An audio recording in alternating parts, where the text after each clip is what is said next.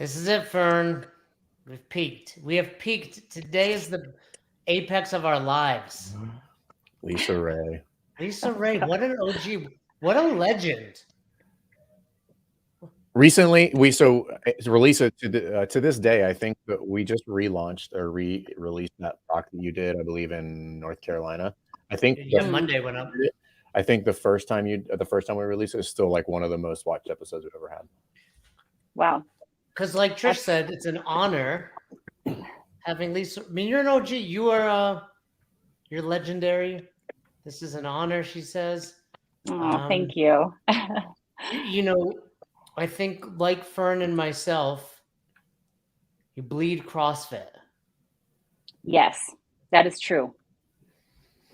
Live and die by it. How long have you been involved, or not involved, but doing CrossFit? What year do you say you started CrossFit? Late 2003 or very early 04.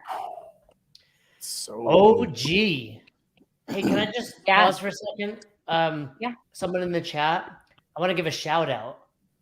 Robbie Myers is one of the guys that is always in our chat.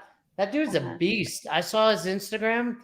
He was front squatting like 400 pounds, a sub 5 Fran. Love seeing you guys that do CrossFit, you know, do the methodology like we're going to talk about today with programming and scaling and see the results, right? Like, so shout out to you, Robbie. I got down a rabbit hole on your Instagram and I love seeing how fit and strong you were. So good stuff. We're going to talk all about it. But 2003-04, how'd you even find it back then? One of our friends was a Navy SEAL, and he had come across it with some buddies and was doing it and let my husband know that he'd found something that was pretty interesting. They'd been doing it kind of on their own free time. And within a few weeks, just couldn't believe the results they were having on their regular military PT. And the other guys were noticing. And so then he kind of let us know, and we checked it out and got hooked right away with not knowing the workout until the next morning, getting up in the early morning. Like, what a great time to be alive, because these youngsters don't get it. Like, there was no cap, which is free for all affiliates, right? Starting May 1st. If you're an affiliate, you get free access to CrossFit affiliate programming, which you get like a week in advance. And here's the thing, even .com now, I think it's still 8 Eastern. Maybe it's changed. It might be a little earlier, but it's like a time. You remember like Lisa Ray, 2000, when I found it 2006-07, it was like, maybe it'll be 8, maybe it'll be tomorrow morning, right? Like, who knows? It was usually midnight. Yeah, it was not early. And you're like, refresh. And it was like nerve-wracking. Yeah, it was exciting. Get up in the morning, that's the first thing. When did you start your affiliate, Lisa? 06. And then you sold it a year and a half ago? March. Yeah. Before the game. So just over a year ago. Okay. 16 years. Okay. Approximately. Did you guys have you guys had a chance to listen to Castro on Jocko's podcast? Not yet. It's on my list. No, not halfway. I'm probably maybe an hour into it. It's pretty good so far. Yeah, no, you know, just Lisa reminded me with the Navy SEAL stuff.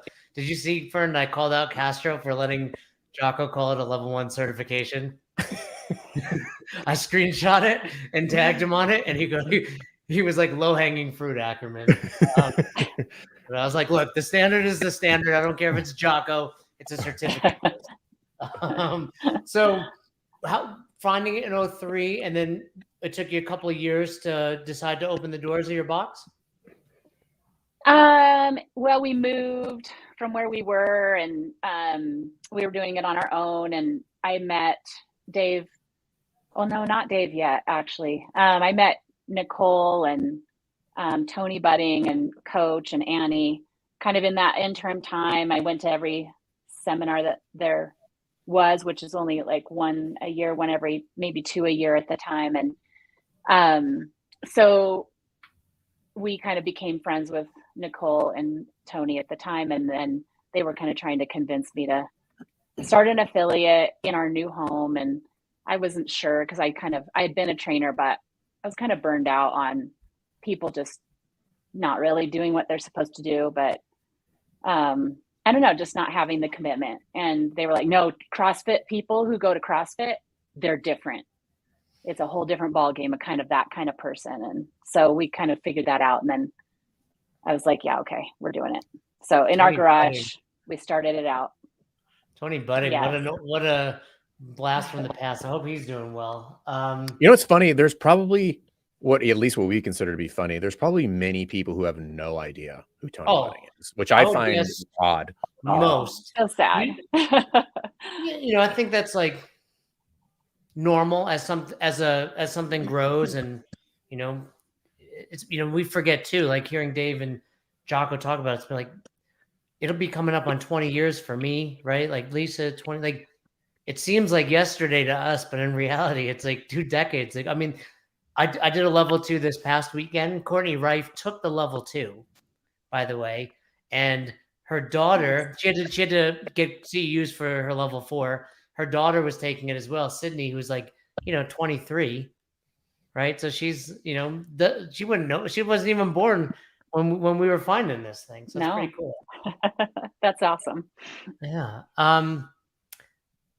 You and Dr. Mike, so Lisa's husband, the main guy at the games, right? Like he's in charge of medical at the CrossFit Games. Yes. Did you guys meet? Were you guys married pre-CrossFit?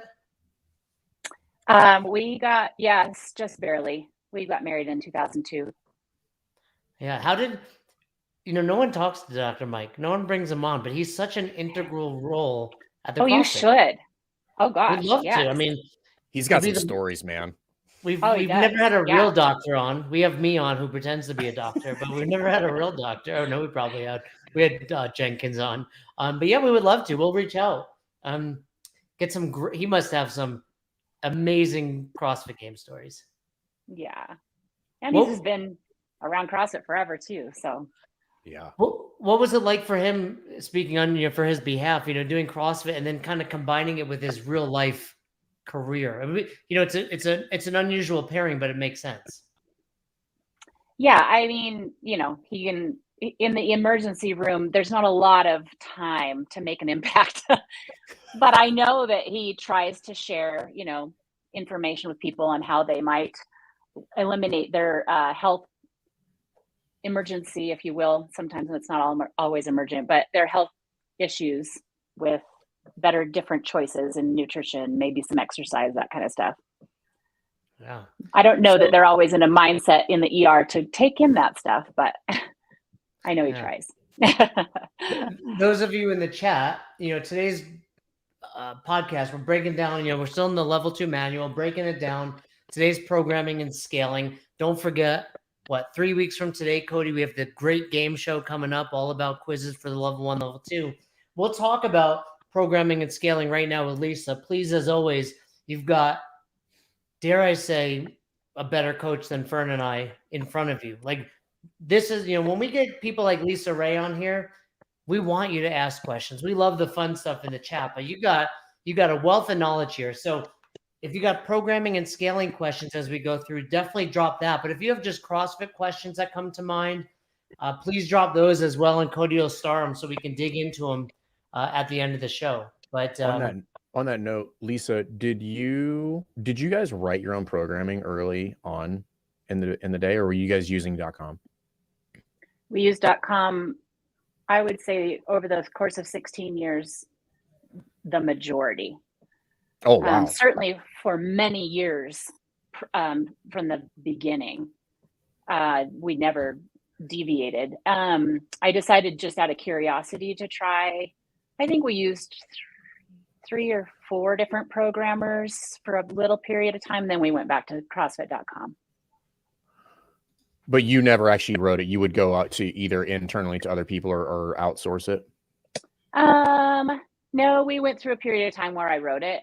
I don't know if I should say this considering our focus on what today's program is, but I don't enjoy programming personally.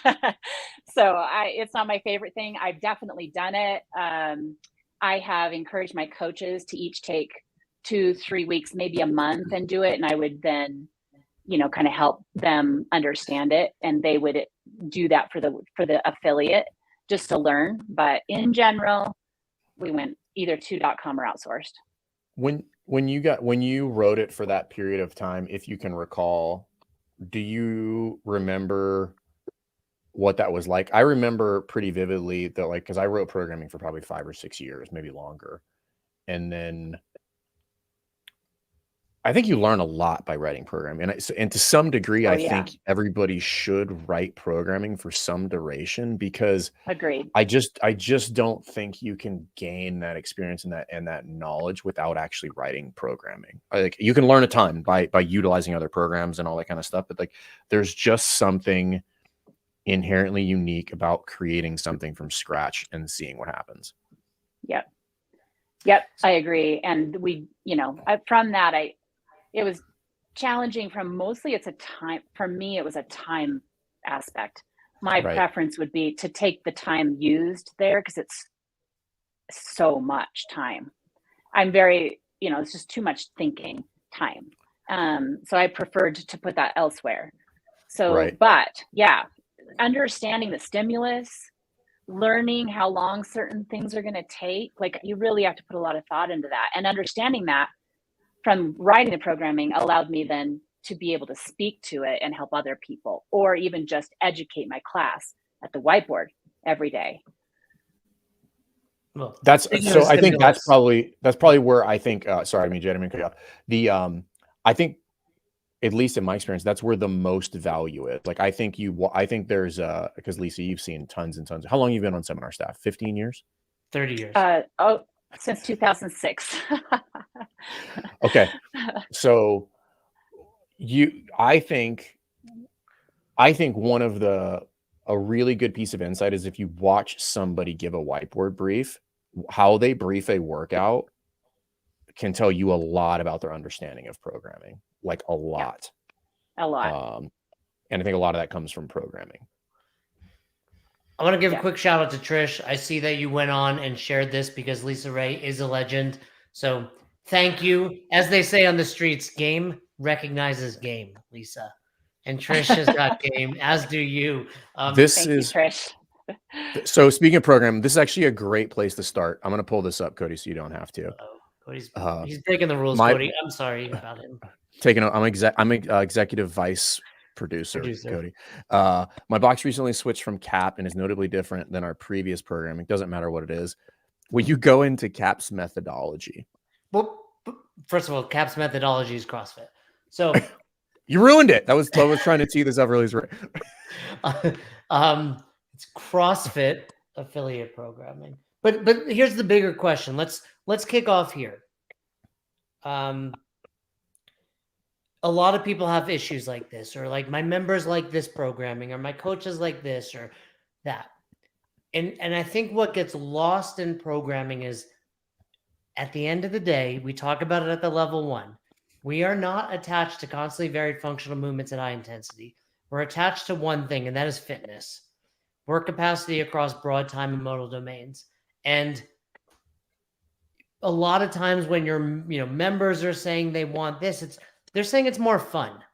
They're rarely saying, no, the results I get from this programming, my fitness is going up. They're like, this is more fun, or I do more workouts in an hour, or maybe I got stronger, which isn't necessarily fitness. How would you address that, Lisa, to the audience, or to your members that would approach that? Thanks, thanks, Nick. Cody, you got $5. I think it comes down to the coaching. How are you presenting the coaching through some general warm-up? That period can be a very conversational. Are you making eye contact? Are you talking to your members? Are you hanging with them during it? Or are you just kind of still at the whiteboard drinking coffee? Like, what does that look like? Number one, are you going up to them, noticing that they are maybe having a off day or whatever? You can make that culture, or make the just the vibe in the class around how you started out. I think that's a big way, how you connect with your members. Then once that's done, there's your specific warm up, and then if you're not dialed into them as individuals during that specific warm-up where things are increasing weights for the workout movements in particular, or going through skill work where they feel like they're being given individualized attention amongst a generalized approach to the workout, then it's not fun. They feel ignored, or they feel like something's not for them. It's just, it might be geared towards the competitive athletes or whatever that looks like. So I think it's just really in how you approach your class in particular, and the attention that you're giving them, knowing your athletes. Well, and DT said this, I don't know if it was in our coaches development group or where, but she said an athlete that's getting coached and making progress is basically a happy member, right? And that's what you're saying. I think a lot of times when people are saying it's programming, that is all potential because you're not doing a good enough job with everything you said. So they're like, well, this programming is good. But if Fern showed up, if I showed up, if you showed up, and it's a 5K, we're going to make people love that 5K. Yeah. Because, the 5K is just going to be 20, 30 minutes of the class. We're going to run them through a warm-up. And we're going to do such a good job with everything you're suggesting that the 5K is going to be enjoyable because they're going to do it better than they've done it in the past. I wouldn't go so far as to say it's going to be enjoyable, but I get what you're saying. You get it. Well, and I also think that some of those things that you can predict are not fan favorites. How do you even run that workout? Like if it's a 5K, there are so many varieties of methods of approach there. Like you could send out, teams of people that, run well together, but could push each other. You could, have your slowest person on average go first, and then you release the next until the fastest person's last. And those two end groups are the people who never see anyone on that run. And so therefore it's not as fun, but now they've got people to either keep away from or sweep. And I don't know. I just feel like there's different ways of approaching those workouts that you can anticipate aren't the norm workout, and people avoid it because, like Fern said, it's not fun. But what if you make it fun? What if it's different in that way, but it's still, you're going to get your time? I think that's the art aspect of programming and understanding the personal dynamics within the class. But going back to what you said, and the longer I do this, Lisa, the more I come back to what you mentioned earlier, which is the vibe. The vibe matters. Fitness is fitness. Like people work out all the time and in all sorts of different ways and all sorts of different places. But if the vibe in your gym is better, people are going to come, they're going to stay. They will get fitter as a byproduct of just randomly walking into a CrossFit gym, regardless of how, almost to some degree, how well you do it, because CrossFit works. That will be accelerated by you making it fun for them, and therefore their attendance increases. Their average number of days working out over the course of a year goes from 150 to 225. We all know what the outcome of that would be. I'm like, yeah, they should want to be there. And there are ways to get creative with workouts. And this goes back to kind of what I mentioned earlier is I think you learn those things by programming yourself for some duration to be forced into creativity to make this thing that would seemingly be mundane and boring and nobody shows up to everybody shows up. Yep. Absolutely. That's a good indication. If everyone is showing up and you have a 5K programmed, something's going right at your box. Yeah.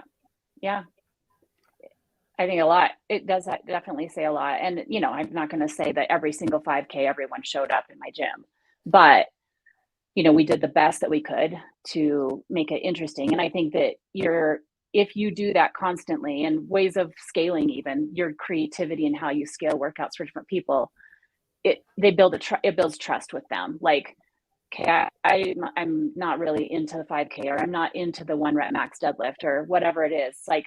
But I know that she's always, or that owner or that coach is always investigating and, learning, and they're going to provide something that's going to be unique that I'm not expecting. I want to dive into some of these questions.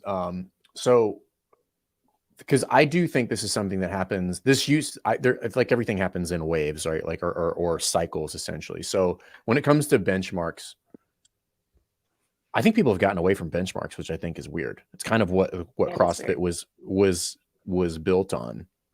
If you were to girls go have back, gone like too easy. When no, they just got harder because you have to go faster.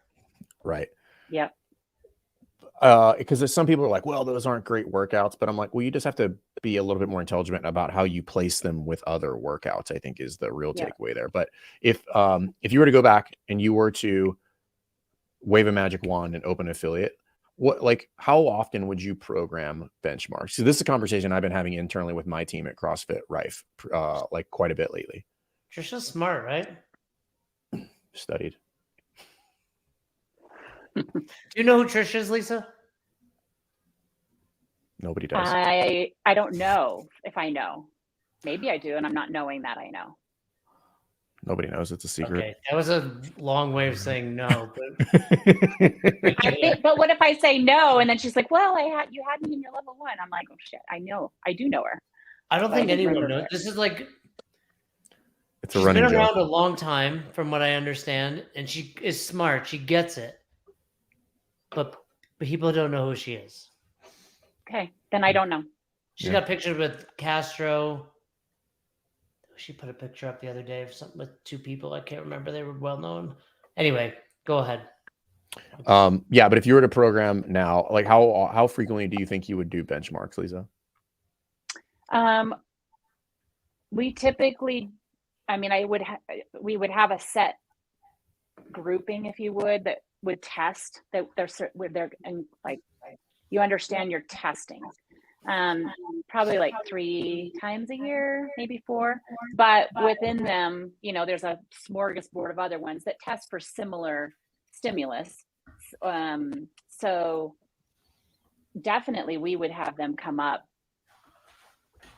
in general, not like I'm not going to pick a certain one, but benchmarks would come up at least, I don't know, 3 or 4 times a month, 5 times a month. Yeah, I think that used to be CrossFits. right. Yeah, I think that used to be the norm, and you see them much less frequently because people get really wrapped around the axle around their program, and it needs to flow this way, and we have to do it this, and we have to do it for this duration. And I'm like, you're kind of missing the point, right? Because most of the things people test they get real. I tell you what, people do test quite a bit. Now, they still test a lot of heavy days, arguably too many heavy days, in my opinion. Well, yeah, that's the focus on strength per se. But what I think is missing there is there's an aspect of retention that's kind of like hidden in the benchmarks, which is I'm manufacturing wins for people so that they see the progress moving forward. Because that's what kept me coming back in the early days, which is like I wanted to do Fran again. I wanted to do Christine again. I wanted to do Angie or Murph or whatever. And I showed up so that I could see the progress moving forward. And I think we just lost sight of that for whatever reason. I think it's odd. And so I told Cassidy and Jared, I was like, hey, I want to see more of those. Like part of our job is to show people their progress. And if we just get wrapped around the axle around, well, we're going to do this, these mesocycles, and we're going to get real nerdy, which is great. But people are never going to see it has its place, but people are never going to see the outcome of that. Like I need them to see it on a more frequent basis. Yeah. Yeah. And I think that there was just a lot of camaraderie built around those too. And, this is old school, but we would put up the common benchmarks up on the wall, and the top 5 men and top 5 women in the gym were put up on that. So, you want to see your name in the lights. And so we would, redo some of those, and the board would shuffle.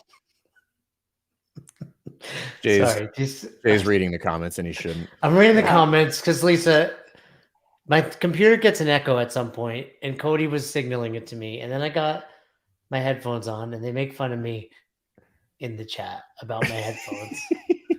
And so I had a couple of things to say before they distracted me. One, F off to everybody about my earmuffs. But 2, where was that? Oh, so 1, Lisa, you remember pain storms back in the day? Yep. That was like big, long things. Yep. Yeah, they weren't measurable. I mean, they were technically, right? But they weren't like benchmarks. But similar to what you're saying about the girls, like once a month on a Friday, we do those pain storms from the affiliate page. We talked about it that affiliate page, and it was like that shared suffering, like Mm-hmm. that common language for people, like back, like that was like so important in the early days of CrossFit. But Alan said this is what some benchmarks are no longer safe. I don't understand what Alan means there. They're, of course they're safe. Why were they safe at one point and they're not anymore? Yeah, I mean, like maybe what he's saying is like we've gotten so good that we're not. But cool, that's threshold training. Slow down, move better, scale if needed. I mean, you heard Castro talk about grace.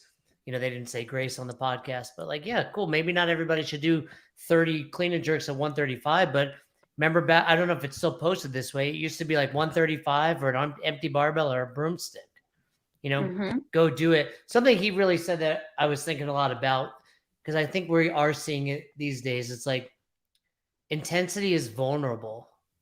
And a lot of people are finding ways to hide from intensity. 100%. Right? Part of the way Mhm. they're doing it is not scaling well, because if Mhm. I do my thrusters at this weight, it's easier because I'm going to break at 8 or 7 or whatever. And part of it is like you're seeing a lot of people make that shift towards bodybuilding, which is cool. Add a little hypertrophy, add that aesthetic piece if you need. But you're doing it because if you need, which spoiler alert, you don't need. But you're doing it because you're tricking your mind. Like that stuff over there is scary because I have to go hard. I have to be uncomfortable. I can go slow. I can take a rest. So let's not lose sight of intensity is, you know, Well, this is a perfect follow-up to that. So I'll let you address this, Lisa. This is from Alan. You guys have discussed there are a couple of benchmarks. Well, it's a valid question. Yeah, no, a couple is accurate. And I think well, but they shouldn't be. It. They shouldn't be, right? So if the couple benchmarks that people are prone to getting rhabdo with, that's what I was referring to. But I mean, at least I'll let you speak to that because there's solutions for that. Yeah. Why would people get rhabdo more often now than they did before? How we learned to do these workouts. None of us were conditioned and ready for a lot of these benchmarks when they first came out. But how many times did you get rhabdo? So I think it's a matter of there's a lot of people, you know, who have a little bit more higher conditioning, and the new ones coming in want to be able to do it as RX'd. There's so many people who want to do it as RX'd that they are allowed to do too much too soon. And so if that's the case, it's like, well, did you scale them appropriately? And it's not just physiological tolerances, it's also psychological. And so are we balancing that in how we approach these people and how frequently they've done this workout or the movement that's creating the rhabdo? It's not the workout, there's a movement there. Or are they doing it incorrectly? Are they slowing something down with eccentric contraction that they shouldn't be too many times? So it's just a matter of how you're approaching it and knowing your people. Trish refuses. Well, if I had just known it was that easy, I would have not gotten rhabdo so many times. Trish, rhabdo gets Trish. Yeah, that's right. She's our Chuck Norris. So, but to that point, I want to talk about something that she said. I think I want to go back to the physical and psychological tolerances. I think the physical tolerance is the obvious one, and I think the psychological gets overlooked or misunderstood. Can you speak to that to maybe create some clarity for people? Yeah, I mean, I think it's sometimes easy to just assume that only applies to people who are new, like, you know, deconditioned or haven't really been working out a whole lot in general. But it can apply to anyone. It could apply to an elite level athlete in another sport in their own right. And they come into CrossFit and it's a whole different ballgame. And there's so many things to learn and so many things to do right. And they have the capacity in their brain to go hard, but not at this, not yet, or to have too much volume of reps. I've had a climber, rock climber, get rhabdo because he has grip strength for days, but he had no business doing Angie at 100 pull-ups alongside the other movements that he wasn't as conditioned for. And he got rhabdo from hanging on too long doing kipping pull-ups, and it snapped those tendons. And we learned a big lesson from that. that psychological piece was, this was so hard. Oh, but there's this one movement that I know I can do because of my sport. But then I went way too hard on the whole thing.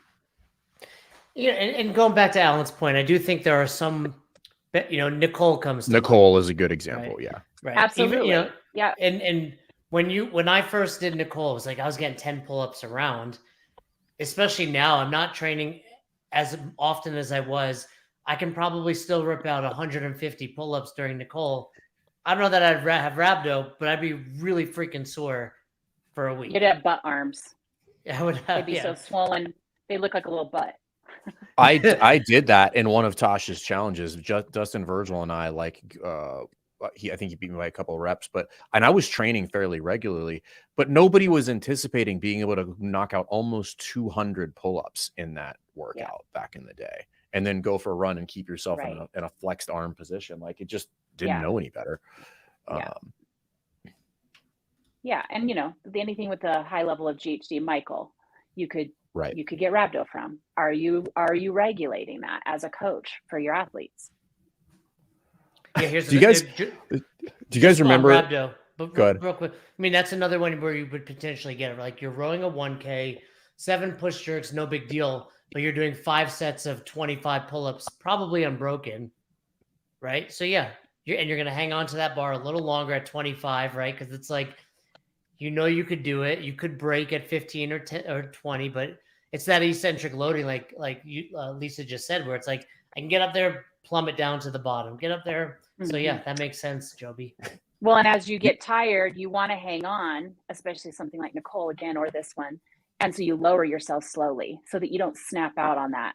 And so then, you guys know. Do you guys remember they used to write occasionally, they would write the workouts on .com, and it would be 3 rounds, 21, 15, 9 or something along those lines. People would do it wrong. Oh yeah. This guy right here. Right. Oh gosh. Yeah. Did you do 3 friends? I did. Never really thought about that. I thought about it a lot after that day. I was deployed to Iraq, and it was a GHD workout, and it was something paired with GHD, and I read it 3 rounds for time at 21:59. So I was like, all right, 21:59, 21:59, 21:59, done. I could not sit up for 2 weeks. It was so bad. The rhabdo that I got from that, it was outrageous. I've never even thought of that before. And I was just like, I don't think that's what they meant. No, obviously. You're not the only one that's done that. I'm sure not. It never occurred to me. You're smart. I'm not.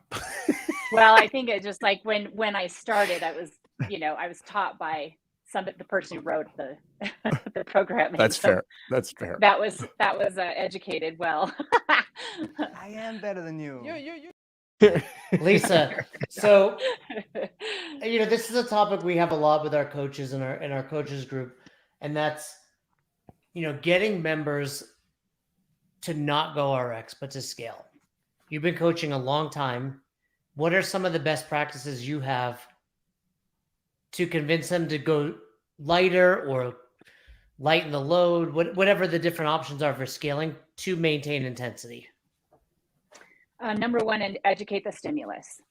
This is the intent of the workout and I think a lot of people don't educate that the stimulus, the length of the workout, the intended length of the workout is part and should be part of RX. It is about the weight and doing the volume or doing the repetitions that seems to be the only indicators of being RX'd. But if you do Fran and takes you as RX'd in weight and reps, but it takes you 20 minutes, you're not actually RX'd. So you didn't get an RX'd if you went over 10 minutes. Then it was that was on me, number one, or if they pushed it, and I'm like, all right, I'm going to let you try and we'll see how far away you are. But that's not RX'd. So that time component, that stimulus of the workout needs to be educated. And then within your specific warm up, or maybe you do a little test run on the workout, giving them some parameters on what the weight should be by how many can you connect, or how long are you waiting to get to move from one movement to the next. If it's too long because you're fatigued in your warm up or your little tester workout, then it's not going to be But appropriate. here's the thing. Everything you're saying is right and accurate, but Okay. people don't listen. That's the issue, right? People like, first of all, I think a lot of coaches do need to revisit their whiteboard brief, right? Simply saying, hey, you should be done in 8 minutes is not explaining the stimulus, right? It's a good start, but there's so much more. Hey, this is an 8-minute workout. That means you have to do this round in 2 minutes. That means your thruster should take this long. Like, certainly more to dive Sure. into, but then Yeah. inevitably you have members that are like, cool, I hear you. I'm going RX. Mm-hmm. There's a third one that I think helps too. And I think that's looking back at previous workouts in the last week or two that had the same or similar movements, similar maybe rep schemes, and being like, what happened on that workout? I want you to revisit the thrusters that you did. Look at the rep scheme, look at the weight. How did that go? That was tough. This is going to be the same. So we wished that you would have scaled last week. You didn't. Now it's going to be a scale this week. Yeah, and Fern brings that up a lot, where it's like, hey, look at the volume. This may not seem like even the workout we're going to talk about tomorrow, we had 15 thrusters for 5 rounds. Like, might not seem like a lot. At the end of this thing, you got 75 thrusters in there, right? Yeah. Fern, something you've not really talked about on these shows that a lot of the listeners might not be aware of was RX month. Because Lisa kind of said that earlier with the whole like, cool, like you might have done 95 pounds, but you didn't go RX. Yeah. So I don't know. At least I don't know if we've ever talked about this. So we've done this. We do it like 1 month out of the year. I think we've done it for like the past 5 or 6 years. And it's a little bit heavier lift on the programming side, but I think what comes out of it is really valuable. So we do what's called an RX month. So what we do in there is we write like load ranges and in some instances like rep ranges for certain workouts. And we give people full carte blanche. And what makes it RX is what you mentioned earlier is like the stimulus. So they have to like do some kind of like self-assessment and be like, which one of these variations would put me over the target when I do it that way? And the first year we did it, we got a lot of him and hawing. The second year still happened. Third year, way less. Fourth year, people start really kind of like what we're trying to get them to do is own their training a little bit and really get them to understand. But like it's much less about the rep scheme or the load than it is about the outcome of the workout. So we took the outcome and we made that the thing that they chase, which is like you can do this in any variation that you want based on the parameters that we've given you. But it needs to be done in 8 to 12 minutes. And as long as you're in there, you get to check the box. And a lot of people learned a lot about different, and we told them, I was like, but we want you to probably miss the mark about 30% of the time. I want you to go a little bit heavier sometimes. I want you to go a little bit lighter sometimes. I want you to go a little bit higher volume. So we kind of set the parameters for how that they should do it. But it's really cool to watch. It could be a shit show, don't get me wrong, but it is I do think it's a valuable lesson for people to wrap their brain around the stimulus, which what you said is the most important thing. Yeah, we've definitely done that. And I found a lot of success in learning what they're capable of. And like you said, they become a little more independent. They understand when we put up on the whiteboard, here's some scaling options. They understand how those are going to play out. So yeah, definitely that is a fourth way to do it is like have a period where RX is meeting the stimulus. Right. Not forever, not always, but we definitely find a lot of value there. What I find is that like the fall, like the months after that, like the education and the decision making becomes much more refined by the athletes. Yes. I hate to say this to our coaches because this comes up all the time. Like I'm struggling and it's like it really comes down to confidence and ownership. Like there's that too. I'm not afraid if someone is looking like a soup sandwich in round 1 while they're doing their burpees to strip their bar. Like, absolutely. Look, it's not going to come to blows. And if it did, I'm going to choke you out. So that's cool too. But at the end of the day, it's like, cool. Like you're going to maybe be a little mad at me, and then you're going to suffer through 45-pound thrusters. And I'm going to be like, you're dying with an empty bar. Like there's no chance you would have finished under a certain time. Right. So it's like, it comes down to like, you have to be confident enough as the coach and smart enough to see it. Cause like Fern, we've talked about this numerous times. It's like 50, 40, 30, 20, 10. If you're waiting to the 20s, we're well behind the curve, right? Like you need to be able to see that in the 50s to know in the 40s we're scaling, but whatever the workout is. So it's having the awareness to know they've bitten off more than they can chew, and then having the confidence to go up and do what needs to be done to make it work. Mm-hmm. Here's a question. Here's a question for you, Lisa. This came up at a recent level 1 that I had maybe like 2 weeks ago, and it does come up at least semi-frequently. Yeah, you got that earmuff jokes there, Jay. They're hitting me hard today. They are getting me. What they don't understand is I cry myself to sleep at night. Roz is always like, "Why are you crying again tonight?" I'm like, "Man, Corey just hit me hard in the chat." Because it does come up because people have questions or struggle wrapping their brain around the idea of progressive scaling. Mm-hmm. Can you talk about that? Because I think people have seen it, but it's kind of, I feel like progressive scaling is like the muted hip. Like they've seen it, but they don't really know what it is, and they interpret it as something else. It's like Bigfoot. It's out there. Yeah, it's out there. I think anything that makes it so people can continue to keep going when they maybe shouldn't. Like, I don't know, say pull-ups. We start them on, the easiest thing that they can do, or I'm sorry, the one that challenges them the most. So you put them into a tiny band, and then you put them in, they start to fail, and you immediately pop them into the next level of band and the next level of band. And then they're failing. They're not clearing their chin, but you want full range of motion. Let's go to jumping. We're going to do that. Oh, you're not clearing the bar on that jump. Let's go to ring rows. Like there's just no break, and they're dying, and you just keep them going. And you're like, oh, this is great. I'm keeping them moving. That's what they said to do, to get intensity. But that is really detrimental. Yeah. That would be a very simple Has anyone example. Have you guys ever seen someone get rhabdo at your box? Mm-hmm. Like I said earlier, like the climber. Yeah, it happens. But it's GHD, too many GHD sit-ups. That's almost always what I've seen at the affiliate level. It's like, oh, I saw this, piece of equipment over here. I decided to use it for the first time, and I did 150 of them, and now I'm in the hospital. We could talk a lot about programming. Cody, you've got some great questions over here. Come on the screen for a sec, because you asked one, and I want to make a drop again. Put that hat on. Fix your hair. It's not impossible.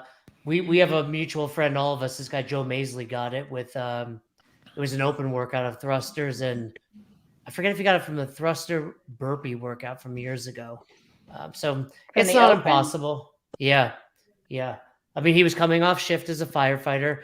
Rumor has it he sat in Normatec boots for like an hour, which is, compression. Yeah. Did the workout, in the open. So he's trying to crush it, and like immediately drove himself to the hospital. Cody, This is a great question, but I don't know if I understand it. How often do you think a benchmark should be? That's a silly way of saying it. No, it just doesn't. It's good, but I want you to clarify.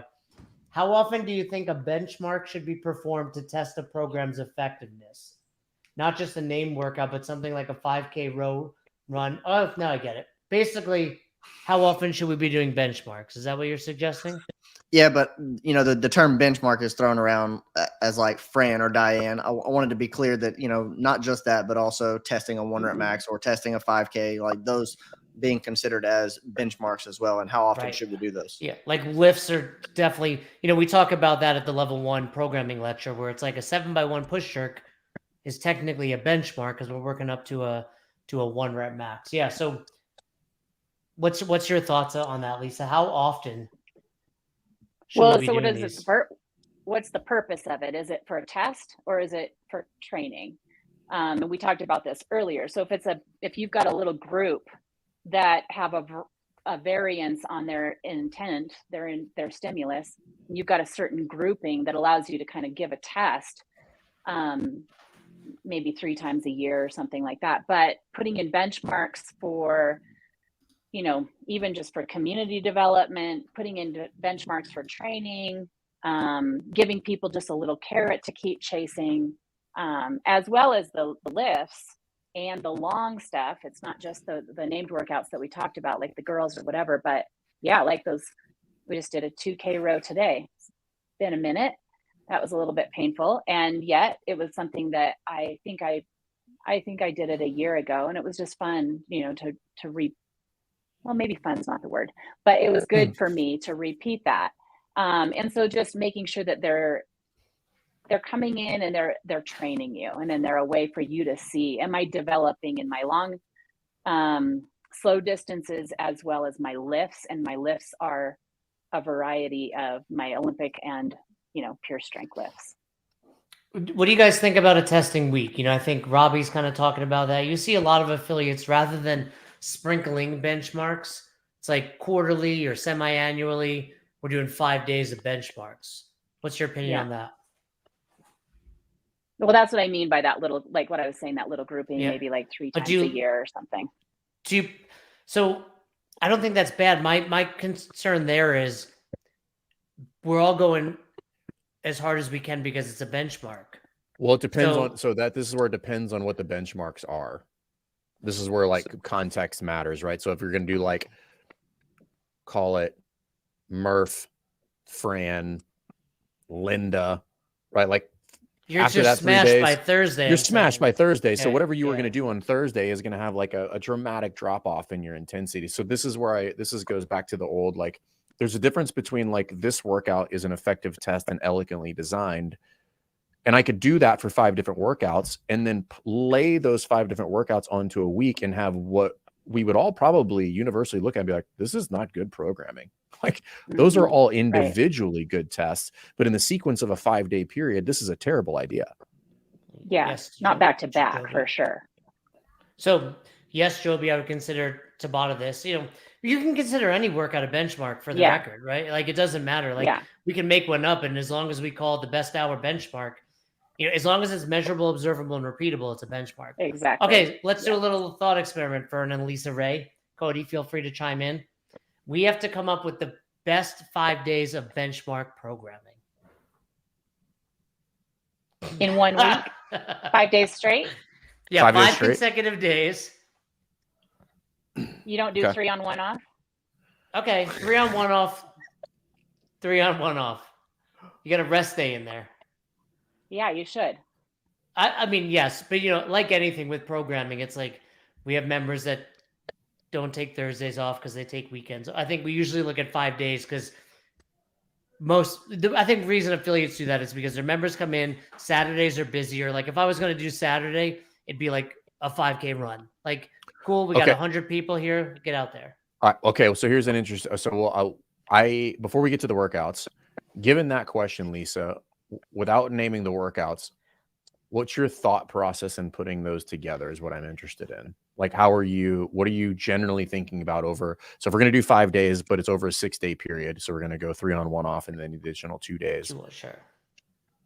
And I'm also making affiliate considerations. Saturday, less classes, more people, right? Yep. So as far from your question, Fern, so I would think, I'd want at least for me, I'm kind of thinking about what I've done in the past, and I would want a strength day in there for sure. And so I'm going to be hitting top end strength. So probably I'm not supposed to name them. Well, you can, but that goes that was kind of in line with mine. So the first thing that came to mind was I would want the CrossFit total on the 3rd day. That's what I was going to say.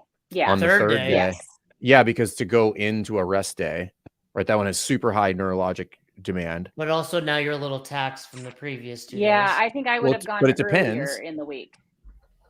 But I think if you did a 5K on the first day, how taxing is that? It's taxing, but depending on what 5K is Saturday. 5K is last. No, I'm being serious because one, Are you asking for our opinion or are you inserting yours? I want your opinion, but there's a right Lisa. answer, Lisa. Lisa, yeah, welcome to I the was show, like, I Lisa. thought it was like Fern and Lisa Yeah. Ray. Okay, Yeah. okay, fine. This is what it's like. This is what it's like all the time, Lisa. Then, L4 respects L4, Lisa. Not that I don't agree with you. I'm just giving you shit, but No, cool. Let's hear it. Let's hear it. They can hear me every day. Let's hear what you got. I'm level 4. Well played. Well played. I mean, I personally would put something heavier earlier on, but I can see Right answer. I can see the argument for the 5K early on as well. Okay. No, we need an answer. You didn't give an answer. You just said, You you can go heavy or you can had run. a different opinion. Well, Personally, I'd go heavy. okay. So day you go one, heavy. something heavy. What is it? And Fern, going back to your question, it's movement function is what I'm looking at a lot of the time, right? Like Correct. you said, like, what are we looking at? I'm looking at the function. Like we're doing Fran. I'm probably not going to squat the next day because we just, trashed ourselves. So maybe it's a pull, right? Maybe it's, maybe not Grace because we're going overhead again, but maybe it's Diane. Well, then we got handstand push-ups. Like that's what you're looking at, movement function, because I know we got to go hard 3 days in a row. So I'm giving your body an opportunity to recover today to do the other thing tomorrow. I'm not opposed to putting a squat the day after CrossFit Total because it's going to be likely a different, like say it was Amanda, day 2. So you've got complex gymnastics, complex weightlifting, and it's a full squat snatch, but it's 975. Right. It's heavy, low rep, for those athletes. moderate. Yeah. So I'm okay with going. Yeah, right. You're right. Moderately heavy. So I just feel like going below parallel there I'm okay with that. So we got heavy. So you got CrossFit Total, Amanda. 5K. I think she'd put a 5K in there, maybe. The 5K, I'm not opposed to that being on Saturday. I can see that. Okay. Although maybe I would put it on, say, Wednesday, knowing we have a rest day, because I probably would throw in something like Fight Gone Bad or Filthy 50. And that's another one that you could do on a Saturday. Okay. That's true. Yeah, Filthy 50. I mean, lay out, Fight Gone Bad, lay out especially. all your Fight Gone Bad. stations. Yeah. Right. Yeah, Fight Gone Bad is a great Saturday workout. Stations. Yeah. Yeah, and for the record, everything you guys are dropping in the chat, there's no right answer. I mean, mine is the right answer, but there's a great second answer, and you guys are getting to it. Big picture is we're thinking about it, right? It can't just be like, it's benchmark week, and because it's benchmark week, it's Fran, Diane, Karen, this, like, that doesn't always make sense. And I also think, that's why it's also good, like, have your benchmark weeks, but sprinkle in these Tabata this and a one rep, like, your lifts are benchmarks that are happening consistently. Yeah. We got a couple more questions from the producer. That's Cody. Well, and Fern at times. Do you prefer couplets and triplets or longer chippers, and why? I like them all. I want variance. If you're asking me what I'm better at, chippers. But that's personal. From an why do you think you're better at chippers? Standpoint.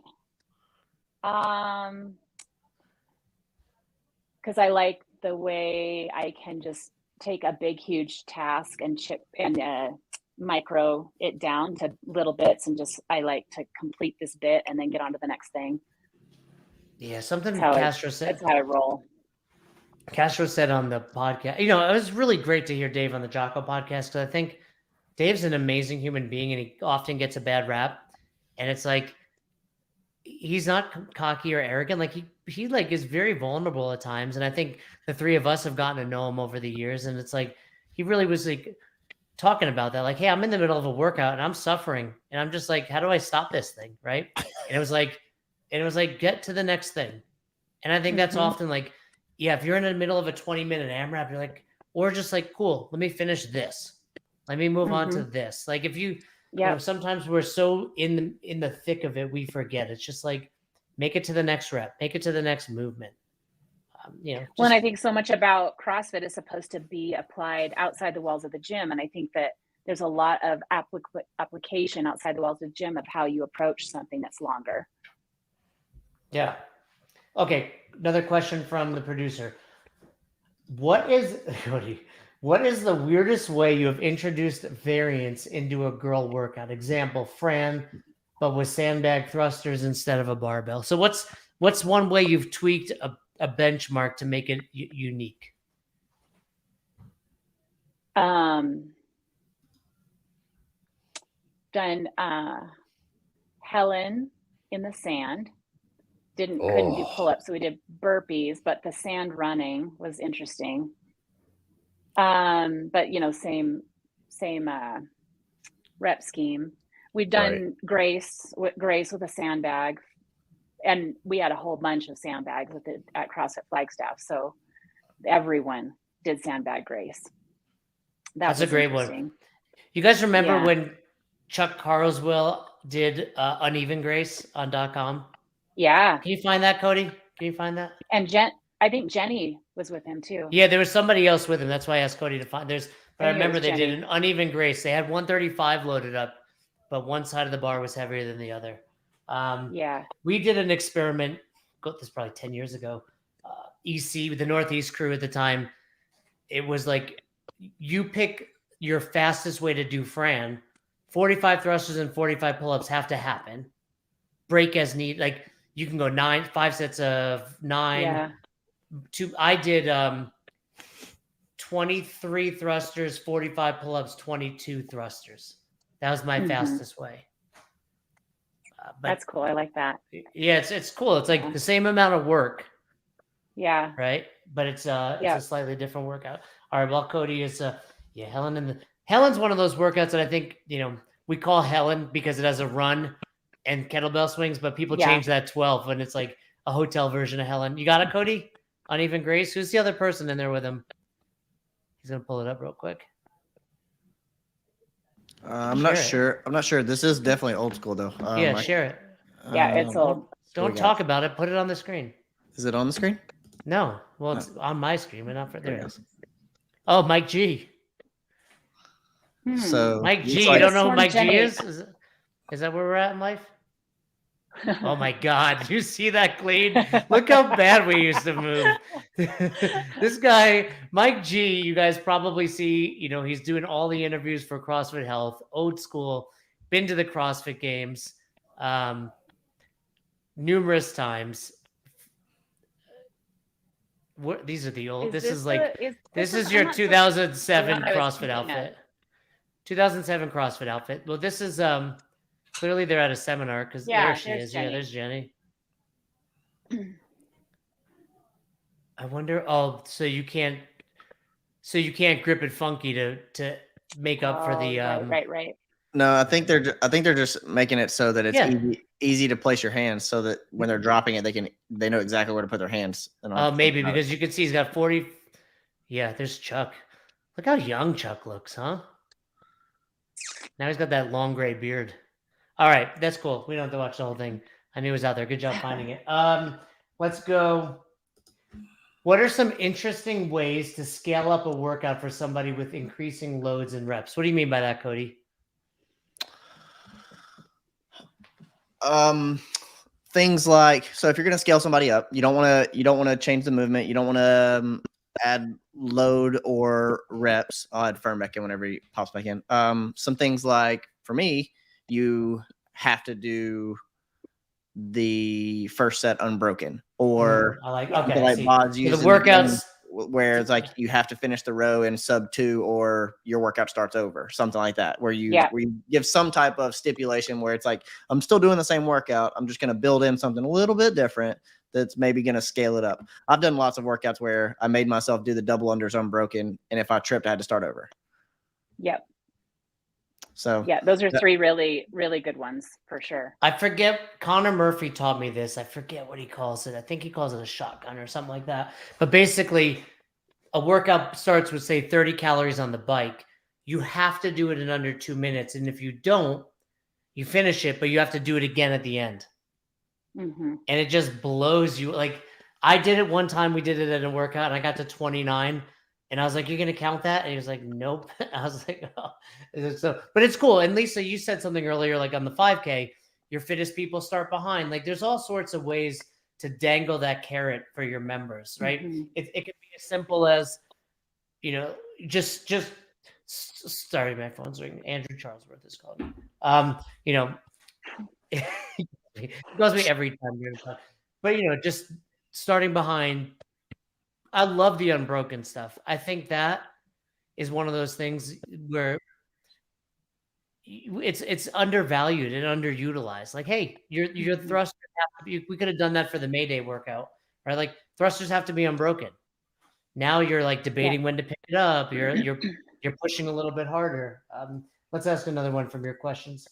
I think to that, another one for those athletes is the transition time. There's a lot of times there's a lot of shaking out your hands, rolling your shoulders, getting some new chalk. Like, can you really get off that rower and right into handstand push-ups? Like knowing your athlete's weaknesses, because everyone's got a little something different on their combos of what's hard for them to get right on after when they're breathing hard or something like that. And I think knowing your athletes and what challenges them in those transitions and what movements in particular in combination are tough for them. Yeah. On average, why do you think there's been a stall on the development of higher level gymnastic movements inside of the affiliate? Lack of trainer knowledge on how to program and teach progressions, or something else? I think that's one big thing. Olympic weightlifting, you can do with a PVC pipe, you can do with an empty barbell and demonstrate a general, like the coach doesn't have to have a ton of skill to demonstrate it. But high skill gymnastics take a lot of work, a lot of skill, and it's difficult to demonstrate it and hide. I think that's fantastic. That's a big one. Yeah, you can't, like anyone can demonstrate a snatch, right? But then you get to a muscle up and it's not necessary, right? And there are ways to lighten the load with the contraptions or bands or doing them on your toes. But yeah, I think that's fair there. All right, Cody, you got some questions in the chat. Will you bring them up? I got a few starred over here. Let's start with Trish. Lisa, in your brilliant speech about the Colonel, your message had a theme of optimism. I find it hard to remain optimistic that boxes will return to authentic CrossFit. Tips. This is like a dear Lisa. I really like this person. She's great. No one knows who she is. She is coming to my sauna. I think we said next week her and her husband Ron are coming over to the sauna. It has been confirmed. Wait, hold on. This person is coming to your house? Yeah, Trish and Ron. And that's really interesting, like to have a sauna. Like, I don't know. That seems very intimate. You know, all murder. This is how all murder mysteries start. You know what? It's been a good ride, Fern. Congrats. You now own 66% of best hour of their day. So how would you let's address this, because Trish is the one that asked it, but I think we've seen other ones in the chat. One of our clients was messaging us about it. It's tough, right? Like it's the analogy of like your favorite rock band's no longer in the dive bar. They're playing MSG. And it's like, man, these fans aren't real fans. I was seeing them back then. Like, it's evolving, but how do we stay optimistic? And I think more importantly, how, well, maybe I'll answer your question, so I'll let you go. The first word that came to my brain was education. Educating affiliates better about what CrossFit is, our intention, and how to do it. I think when the wheel gets reinvented repeatedly and different people are outside of the CrossFit space doing things, it's because we haven't maybe fulfilled that role as best as we could.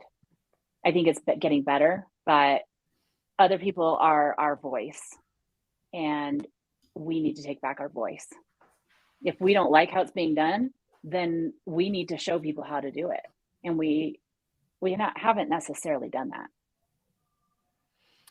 Yeah, I mean, you're spot on, and that was well said. And it's the salt shaker, right? It's pull that salt shaker back. Like, yeah, they're doing this because we're not holding the standard, right? Go and keeping Yep. that salt shaker, like Fern says, exactly where it belongs. Yep, And the like Kay affiliate, just what said. all the offerings for the affiliates that we're starting to do, that's great. The cap being included in the affiliation is great. The level 4 coming back out, it gives something for people to aspire to again, and it sets the standard. Like, they are going to go for the level 4, and they get in there and they're like, oh, the ways that I thought were fine aren't working for me. I am not as great as I thought. And so then they're given those 3 mentorships and they're trained by the best. And so we deliver that message. This is what it means to be that great. And so I think we're really doing a good job of getting that message out there. But because it hasn't been there before, we didn't have a way to bridge the gaps between the level 1 and the level 2 in a specific way. We just sent them out from the level 1. We're like, go and be great. See you at your level 2. But now there's a lot more education out there, or we should be continuing to do so that we're saying, in order for you to do a really great job at the level 2, here's some ways that you can be, to be better and to meet that mark. And here's the standard. And this is what it's going to take to get to the standard. Do you think the level 4 should be considered the doctorate of CrossFit?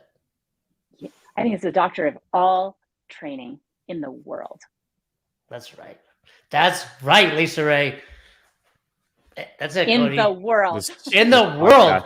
This podcast just took a hard turn in the wrong 2 direction. doctors right here. No, I was at jiu-jitsu this morning, and one of the black belts we were talking, I'm like, you're like a doctor. Like, you've spent more time on these mats than a doctor does in school. And I was like, that's why I'm a doctor of CrossFit. Like, we've put the time in. Like, we've done the studying, we've done the residency, right? We've done the specialties within CrossFit. We've done it all, Lisa. That's right. I just made a post yesterday that said CrossFit coaches are healthcare professionals. I saw that. Of course I saw it. Bring up another question, and make sure you start the one from, I don't know if it had Graham's name on it, or yeah, there it is. Perfect. Third-party programming has become increasingly prevalent in the CrossFit community in recent years, with many athletes and affiliates turning to outside sources for programming guidance, aka Strength and Metcon versus Classic.com programming.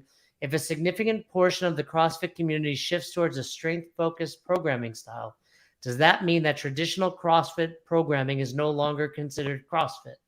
Or is it still considered the norm? It's a good question, a little long in the tooth, but is that an expression? Basically, our other, this is, I think we can sum it up with your previous answer, where it's like, we're letting other people dictate what CrossFit is. Mm-hmm. And that's not CrossFit.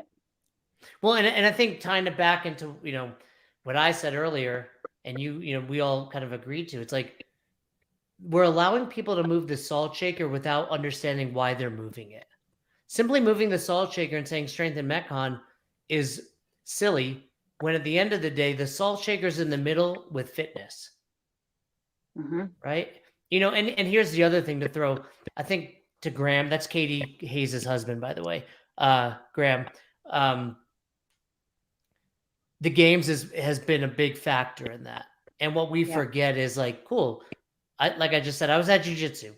I was like, hey, I'm training as a 44-year-old dude trying to have some fun, not make it into an octagon and, fight people who make fun of my earmuffs. It's like, I'm doing this for my own enjoyment. And that's what CrossFit is. And the hour a day, right, the best hour of their day is designed to get you fitter. Most people don't have more than that. So we're moving the salt shaker all around, not realizing like, no, it's here because we're training for an hour a day. It's meant to be fun and it's meant to get us results. Mm-hmm. I think you need to decide who you want to be as an affiliate owner. If you want to be a CrossFit owner, affiliate owner, then here's the parameters of what that looks like. And if you're chasing a million different people's thing of what they want, then you're not then at the end of the day a CrossFit affiliate owner. You're something else. if you're chasing results and you are investing in it as a profession, as a calling, as in, you know, the nuances of your athletes coming through the door on a daily basis, and you're looking at their results and you're seeing how they're responding, both as individuals as well as your affiliate wide, and you use that to guide what they need, then you're going to use constantly varied functional movements executed at high intensity to chase that. Love it. A couple quick things. Fern, Odd thinks you're more conceited than Savon. I don't know where that's coming from, but she said that about you. How do you know? How do you know she's referring to me? I'm pretty sure she is. Hey Lisa, you got the old level 2. Like, this is from Alan Saylor. He's a punk. Didn't you get your L2 and it was converted? Let's Lisa. Here's the thing. Sorry, she said it again. Here's the thing. The old level 2 is harder than the new level 4. Do we agree on that, Lisa? They're different in a lot of ways, but they test for similar things. But I would say, Just for clarity, it's challenging. The current level 4 is very challenging in that you have to teach to a whole bunch of different variables. And you didn't really necessarily have to do that before. The variables in that you're coaching probably people you don't know. You're coaching across an entire class, so you're being evaluated on, you know, more group management stuff, having a plan across a class, pacing, being very keen on a lot of individuals that you're probably gonna have more of than you did in the early stages of that.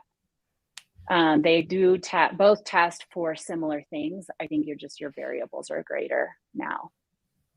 Lisa, great. I'm not going to answer you. Political answer. Yeah. We get it. This is why he's not going to take the level 4, Lisa. This is why. I have a level 4. I don't need to take it. Fear is not your friend, Jason Ackerman. Where did you take your old school level 2? That's what you have, for the record. You have an old school level 2. Thank you for clarifying that. Thank you for clarifying that.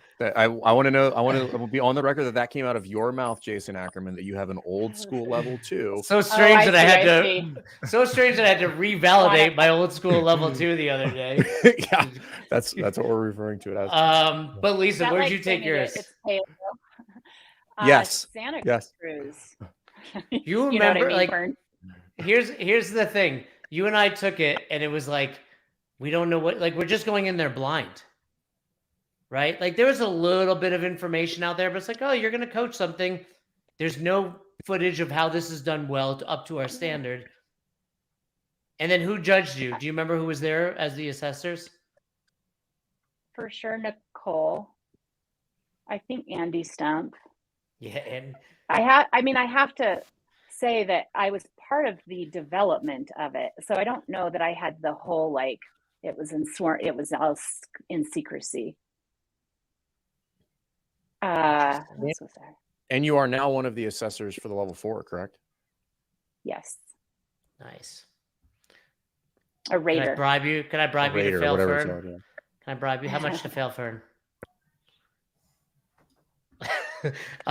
Katie's texting me. Hold on. I'll tell you. Something. I'll let him pass if he can get you to take it. No, I'm just kidding. Oh, interesting. Katie Hayes. I still have her as Katie Powell with my phone. Oh, even though Strength and Metcon isn't CrossFit, if 95% of registered CrossFit affiliates are doing that, it is CrossFit. At least that's what people will think. We know it's not a true CrossFit, but the consumer doesn't. That's really, yeah, I agree with what she's saying. It's what they've seen, but we have to be better at educating. How do we get more affiliates to go back to doing CrossFit? By allowing CAP to be included in the affiliate fee. So smart. So do you work for CrossFit? No. Hey, you know, I think, you know, that is certainly one way, but also it's just like, whether or not you follow CAP, it's like, or do your own programming, you know, lead by example too, right? Because a lot of the coaches and owners out there are the ones that do that for themselves. And then they don't, then they question why we're not seeing this. Right. Yep. put it out there. And, I think, we try to, in the level 2, encouraging people to give, either CrossFit programming a shot, or just to educate them on how to coach their classes more effectively. And I think that's really where the education lies, is to help them see that they don't have time for all that volume. And to understand also that the strength before Metcon, that strength it can be a great warm up, but it shouldn't be seen as tapping into high end strength for their athletes. I think that's part of the education too. It's not just, understand what the purpose of that lift before Metcon is having. Fern's going to be in Kansas City, right, Fern? I will be. Trish, are you going to be there? Do I get to meet you? Oh my God. If you meet Trish before I do, I'm going to be so upset. It's 2 days, baby. Here's the other thing, Lisa Ray. And I'm going to push back on the community, because Fern and you and I, we've collectively worked nearly 1,000 seminars, level 1s and level 2s. And we show up there and the coaching is not always up to snuff. And, At that's the what we have. affiliate or at the seminar? At the seminar? At the seminar, the coaches that are coming through, right? Yeah. And the same coaches are often like complaining about it, but it's like, so, this past weekend I worked at level 2 and they were like, how do I implement this at the box? Like, I taught the overhead squat on the day 2 demo, right? And they were like, how do I do that at the box? And I'm like, well, you can't just put 10 minutes down an overhead squat, because I did so much more than that. And I kept you engaged. We did 30 reps. Like, I layered it in. Like, you have to be a good enough coach that your members enjoy one workout a day. You have to be a good enough coach that you're coaching, that you're keeping your members safe, that you're assessing in that moment for RX, for scaling. So it's not just pass the baton to the affiliate owner and let's do this. It's me as a coach. I need to take ownership. I need to take onus. I need to level up. I need to get better. Like, how many people, not just watching this, but out there, it's like, if I said name the points of performance of the air squat, they can't do it. Like, don't come at me that the salt shaker is being moved. You're moving the salt shaker. Because Lisa and Fern and myself, like, when we found this thing, we were printing out journal articles. We were studying. We were watching Andy Stumpf teach the overhead squat, because that was the only thing out there that we can see. Watching Greg Amundsen, watching, OPT do Helen, like, you guys need to hold the standard as well. Yeah. Sorry, I've ranted like once an episode. Well, you have to want it. You have to understand what it is to want, what it is that you want.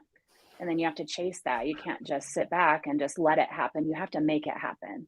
And back to the affiliate, though, they can drive that through feedback. Are they even evaluating their coaches? Like, are they driving the desire to uphold that standard?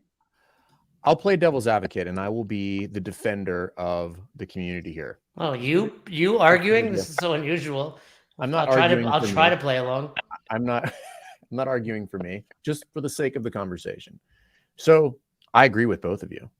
However, we know introspection. What is our responsibility as, and I can't, speak for HQ per se, but like just say the red shirts and HQ, like we do bear some responsibility. What would you say that is? Well, if we have an affiliate, we should be hopefully running it in the way that we speak to. And because we're red shirts, we're supposed to be coaching. And that's part of our, job requirement. And so when we coach, how are we running those classes so that other people see? And if we're coaching and we don't own an affiliate, are we doing it in front of those people that do run the affiliate and the other coaches that are in that affiliate? Well, and I'll throw on top of it, Fern. You and I do it, 3 times a week for free in public, right? $5 here and there. Cody gets a coffee, right? But we're hopping on here, paying it forward, because when we found this thing, Glassman was doing it, and Nicole was like, we had those people who inspired us to do it and to live and breathe CrossFit. And now all we're trying to do is pay it forward. But yeah, it's when I show up to a box, I'm going to coach my butt off for that hour. I'm going to show up with a lesson plan, and I'm going to know the movements inside and out. It's, it's leading by example. I mean, how much more can we do? I think we do quite a bit to push that forward, to keep that salt shaker there. I'm not saying Well, we I'm do. going to also go, I'm going to go in one more. So we're not coaching. What are we doing as athletes? Are we following the programming, or do we set ourselves apart because we're red shirts and we're competitors, or whatever we classify ourselves as? Are we doing whatever that workout is? Are we following practicing what we preach? Are we scaling when we need to? Like all of those things in just walking that talk as well. What do you think about this? The Hallmark movie. I don't even know what the Hallmark movie What is. is a Hallmark movie? It's like a rom-com. I could see you starting a rom-com, Lisa Ray. Is that still a thing? In an airport. Rom-coms? I got stopped No, in an Hallmark. airport once. Is that still around? When did you get stopped in an airport? And someone demanded that I admit that I was Jennifer Grey from Dirty Dancing. You do, yeah. No one puts baby in a corner. This is not in the last couple of years. This was when I was maybe just a little younger. I need you to say no one puts baby in a corner. Yeah, no, look, I mean, I think the people watching are on our side, and it's all of us. It's the people watching. It's us with, like you two say as flow masters when you wrap it up, like, we just throw on the red shirts. They're the ambassadors of this thing, right? And yeah, we show up and coach, but it's like anything out there. Like, spread the word, hold true to the standard, and like you said, check yourself, right? Demonstration. We just covered that in our coaches development group. Yeah, you need to move well, but you also need to live well. If you're showing up as a coach to class and you're not listening to your coach, what do you expect is going to happen? If you're blowing the time cap, if you're, what do we say every weekend at the level 1 about the lunchtime workout? Let's be an example of threshold training for those participants. We're doing the thing. And I also want to give a shout out to HQ. I mean, the cap thing is a big deal. And, I think we forget sometimes, like, we're only 20 years into this, right? Like, so many companies don't make it this far, and it's not like the ship is going in the wrong direction. We just need to steer it back over a little bit. And people like Dave and Don and Nicole and you, Lisa Ray, like, we've got great people at the helm, and it's not going to be an immediate shift of direction, but it's slowly coming back over here. Mm-hmm. All these little things are going to make a difference, but don't just rely on them to do it. Do it yourselves. Do it yourselves. Yeah, I agree. Cool. Anything to add there, Fern, Cody? Any questions before we wrap up with Lisa Ray? Nope. Nothing. Thank you as always. It's always a pleasure. It's more fun in person. Yeah. Appreciate it. This will we can see you at the games. Awesome. Possibly I have to make a decision today. Today? Can we help guide you? Do you need any advice? Well, I want to go. I just have some personal plans right after that is kind of putting some pressure on it. I'd have to leave a little early maybe. So I gotta. This is what I always say. Part-time Lisa Ray is better than no-time Lisa Ray. Oh gosh. Wow. Thank you. I say that all the time. He does say that. He does say that all the time, Lisa. He says it all the time, even in instances where it's not even relevant. He just says it. And Dr. Mike will be there. Yes, for sure. Let's get Dr. Mike on after this year's games. Maybe we can get a little behind the scenes action from the CrossFit Games. Hey, Dr. Mike, which athletes are little whiny babies? Which athletes, that type of thing. We'll ask him those types of questions. Yeah, I'm sure he's going to answer that. but check out Lisa Ray and go back, Cody. You reposted it Monday, perhaps our best episode ever. That along with Fern's lecture from the summit and a brand new one coming out. I mean, Lisa Ray, I don't know if you know this about Fern, but he was asked to present at every summit. That's how good he is. World class, this guy. I was quasi told. Yeah, he was demanded. Demanded to be here. That's kind of CrossFit. Well, Yeah. it's going to be disappointing for the ones that I show up to be fair. They're going to be like, where's Fern? That's They got also Ackerman. true. That's Yeah, also true. but Chuck PK, we got something in the works with Chuck. Don't you worry. Don't you worry. We are working on that guy. But Lisa Ray, as always, a pleasure. Thank you. You know, you live and breathe. You exemplify what it is to be CrossFit. Like we said at the beginning of this, I mean, you're one of the people that in the early days Fern and I looked up to. Now it's amazing that we consider you not only a friend, a colleague, all that good stuff. Every time I get to be around Lisa Ray, I'm like, oh man, this is like being around. It's palpable. It's like being around old school CrossFit. So Thank you. we appreciate that you. means a lot. Yeah, no, you're the best, and thanks for coming on. You bet.